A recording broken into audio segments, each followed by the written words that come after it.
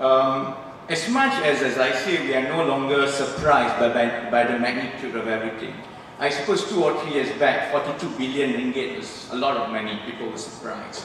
Now I think everyone sort of have accepted that we have lost 42 billion ringgit. Najib, I'm sure, is a bit glad because the public has come to terms that it's a 42 billion ringgit. But what I'm most concerned, and this is where we should play our role, we should not stop explaining the magnitude of impact to future generations of that 42 billion of ringgit, because the price that we pay for that will definitely go beyond our lifetime. At the time when we are supposed to go through a structural reform of our economy, because we are stuck now, for future generation, we should be concentrating on how to upgrade whatever financial resources that we have.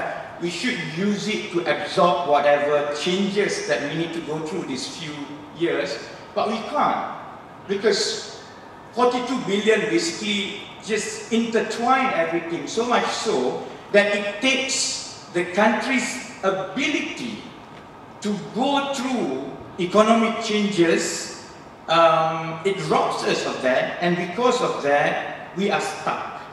We are coming to a junction, economic junction, when we are running out of fiscal space. 10 years before, the prime ministers before actually have a bit more freedom to play around, because you have the stability of the palm oil bringing revenue to the country. You have the crude oil giving steady revenue. You have the growth of electronic and manufacturing. All those basically provided us the economic buffer for us to experiment, to make changes and so on. So they could commit scandals.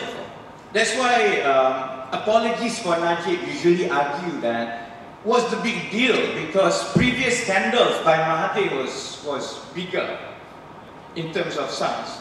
Actually, I don't dispute that, that's correct.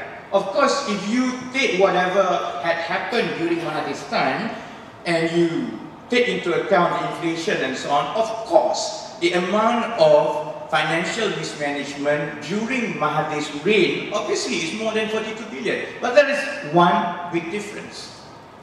During those years, we had the fiscal space that we could absorb whatever was lost in forex game of the 1991. It was estimated about 30 billion was lost because of the forex game. We had the capacity to absorb that without really affecting our fiscal position and economic growth. We can't anymore.